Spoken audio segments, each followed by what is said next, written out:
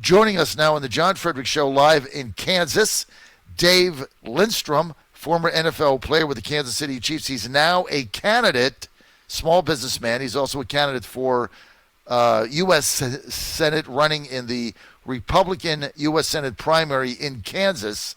That'll be decided in an August primary, not a mail-in ballot. You actually get to go and vote. We think in Kansas it'll be that way.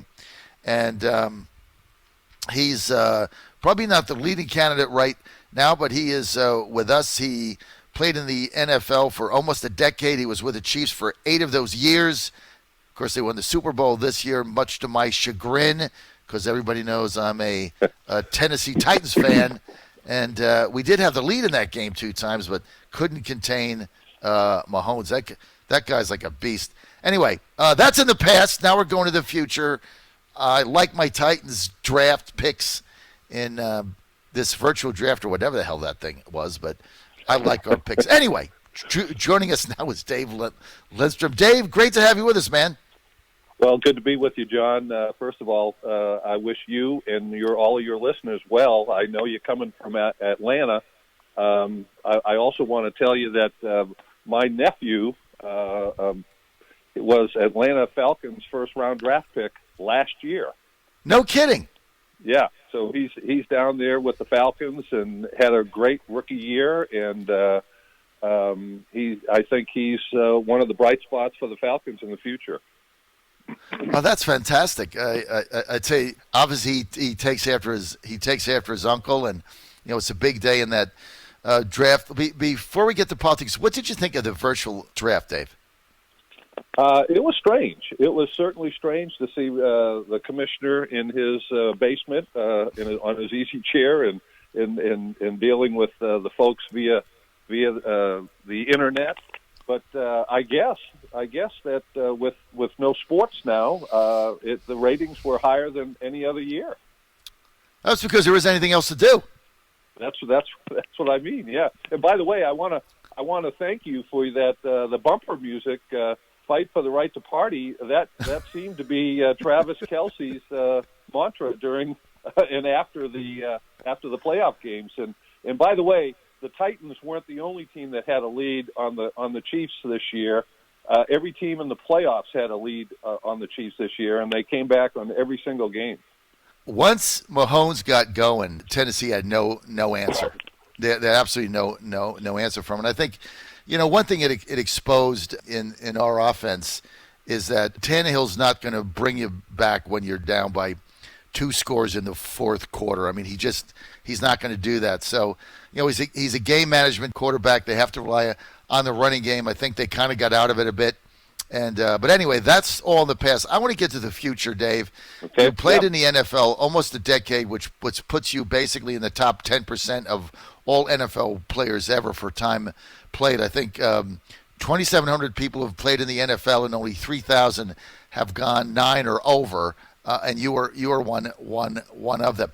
Why are you in this U.S. Senate race? Well, there's a couple of reasons. First of all, I do think that this is not something that was on my bucket list, but I have a passion. I have a passion for my state.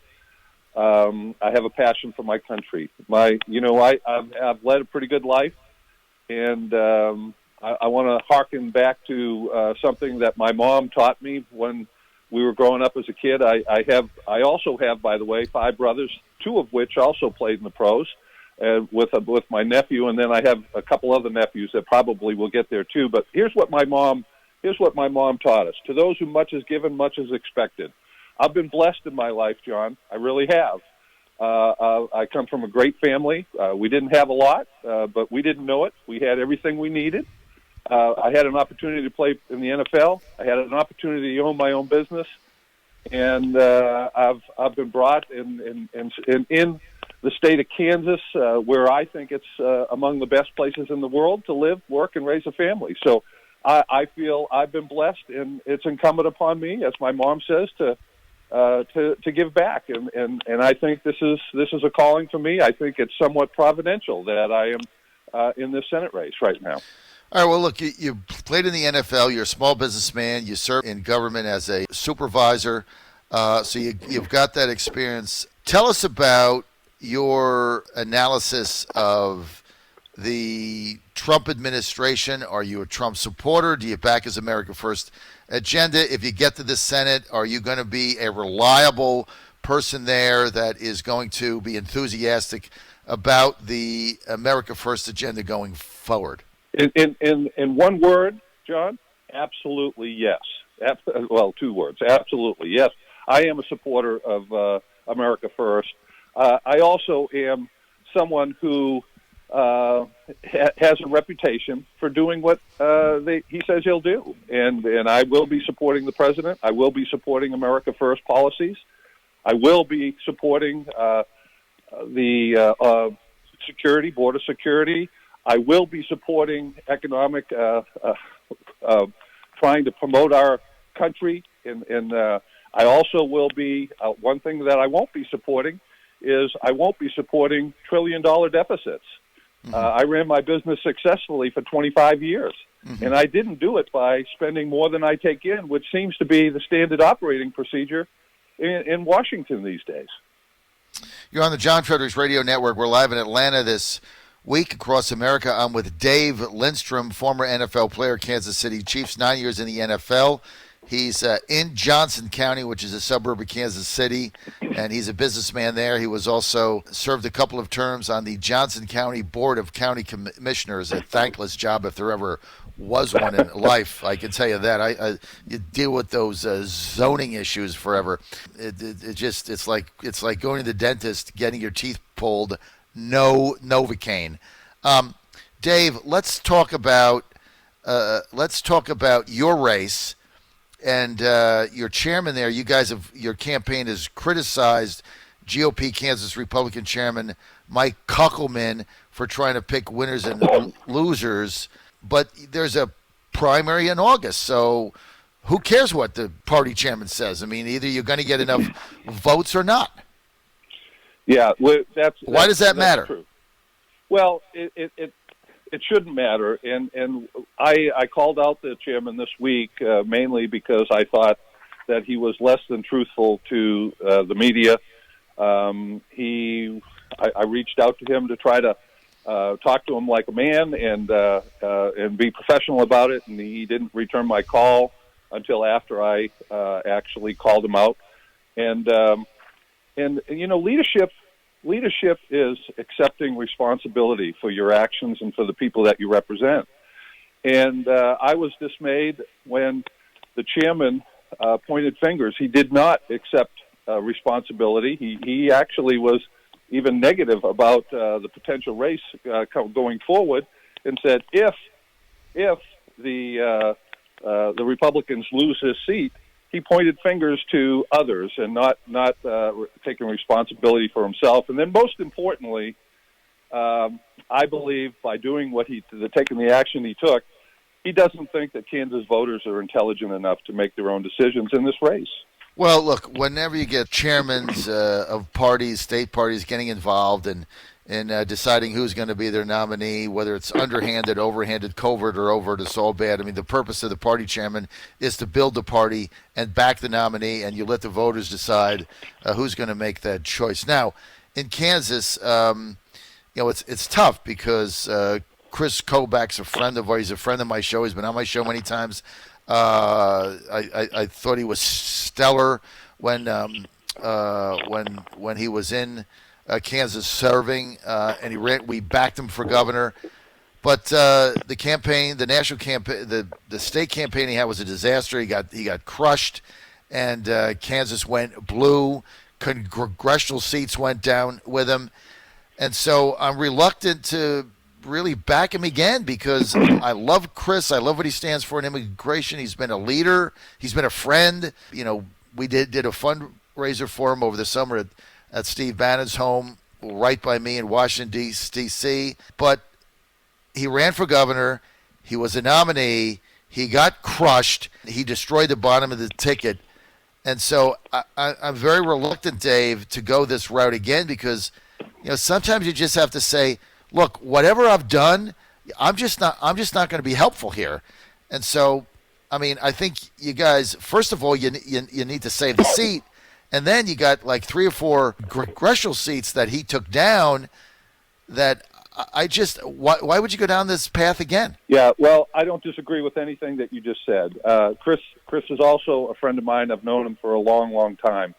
I will say this too, that he has a stellar resume, but he also has a record of mismanaging. And I think the people of Kansas, I've been in this race now about 9 months, and I will tell you unequivocally, the people of Kansas, they are looking for someone who has business experience, someone who's looking to create term limits. They're looking for something else. And we have a poll. We did a poll 2 weeks ago. And that poll unequivocally says that we have a path to victory. And when we let people know who I am, we unequivocally beat both Kobach and Marshall in the race. And so we feel very optimistic about what's going on. Yes, there has been some I guess, nefarious things going on with the chairman. But, we're taking this one step at a time, and we're just moving forward. You need a candidate in the U.S. Senate in Kansas who can win. You need a candidate who's going to back President Trump. But you also need a candidate that is going to be able to carry suburban women in 2020 and affect some of these local congressional races. Like I had on my show, I think it was yesterday, Adrienne Foster. I mean, she represents. She's running in a district that is Republican plus 12. That got and the incumbent there, Yoder, got beat by 10. That's a 22-point swing in 2018. I mean, Kobach was not helpful. And I love him to death, but I think there's a time and a place for everything. I'm not sure that makes sense right now. Let me read a text here I just got in. Mark from Richmond says, Chris Kobach is a polarizing figure. Many people in Kansas or that lived in Kansas like me are not a fan. And I think that's kind of where I'm at right now. I mean, I respect everything he's done. He's been with us on immigration, but it's just time for change, and hopefully you're going to be able to do that. I want to get to the coronavirus. Kansas, give us a report. Is Kansas shut down? What is happening? And if you were in the Senate, would you be in favor of getting this economy open? John, we have to get this economy open. I was a businessman for 25 years. And the business that I was in, they can still partially operate because they have drive-thrus. I was in the restaurant business. And so those folks are hanging on. But that's exactly what they're doing. They're hanging on. There are businesses that had to shutter their doors. And if you had just started a business last year, let's say, and went out and scraped together everything you had to build that business, and all of a sudden, every bit of revenue is taken away from you, you're in dire straits. So yes, we have to get this economy back open. We have to get the state back open. We're working toward that. I don't have all the statistics all the information that the governor has, but I'm telling you right now, there's going to be pretty soon. There will be people in the streets with pitchforks if we don't get this economy open real soon. It's time. I've been on this all week that I think we need to get football back. I can't imagine going into the fall without football, both NFL, college, and high school, because it's part of culture. It's going to further affect the psyche. It's like I was talking today about I'm walking around Atlanta, everybody's got a mask on. Well, what the mask does is there's no personal emotion. Like, I just want to go home to see my wife smile. I haven't seen anybody smile because they're all hidden behind a mask or peck, right? And so football is a big part of the U.S. psyche. I think if there's no football, I don't think Trump wins. I just don't. And maybe I'm crazy, but where are we with NFL, college, and high school football? Are we going to get this back in the fall or not? Yeah, I think we will. I think we will get sports back, not just football, but we'll get sports back. I think what's going to happen is that they won't have as there's going to have to be some adjustments made as it relates to people in the stands, as it relates to players and participants and coaches and people involved in putting on the sports. I think they're going to have to. Life is going to change, just as in 9/11, security in airports changed. I think coronavirus is going to create a change in our culture. When you walk into a building, maybe there's going to be someone taking your temperature all the time, or seeing whether or not you're feeling well and asking you questions. So I think life will be different, but yes, I do believe that sports will be back on, and I think it'll be back on soon. Are we going to see fans at NFL games? Are we going to see virtual TV games? I mean, how do you see that playing out, Dave? Well, I've talked to when the president of the Chiefs, Mark Donovan. I talked to him when he first came on with the Chiefs, probably 8 or 9 years ago, and and he mentioned the fact the future of the NFL is studio audiences. They're building stadiums smaller now. They're not the 80, 90,000 seat stadiums. They're building them more in the 50,000 range. And I think that, yes, people will be back, but they'll be back in fewer numbers. All right, Dave, if people want more information on your campaign, where do they go? They go to lindstromforsenate.com, lindstromforsenate.com, and we also are on the we have Twitter, and we also have Instagram, and so but lindstromforsenate.com is our website, and I really appreciate you having us on today, John. I really do. If you get to the U.S. Senate, are you going to hold the Chinese Communist Party accountable for the havoc they've wrought on the world? Absolutely, yes. Yes, we are. I think people, you earlier in your show, you talked about, before I got on there, I heard you talking, and there's no shortage of hypocrisy in politics. There really isn't. I have been successful in my life doing three things: having a positive attitude about what I do, doing exactly what I do, and treating people fairly. And I think the Chinese, if they are, and it appears as if they are, responsible for this virus, they ought to be held accountable. All right. Dave Lindstrom, thank you for being with us today. Thank you for your time. Thanks for being with me, Dave. Thank you. Good Okay, luck. Thank you, John.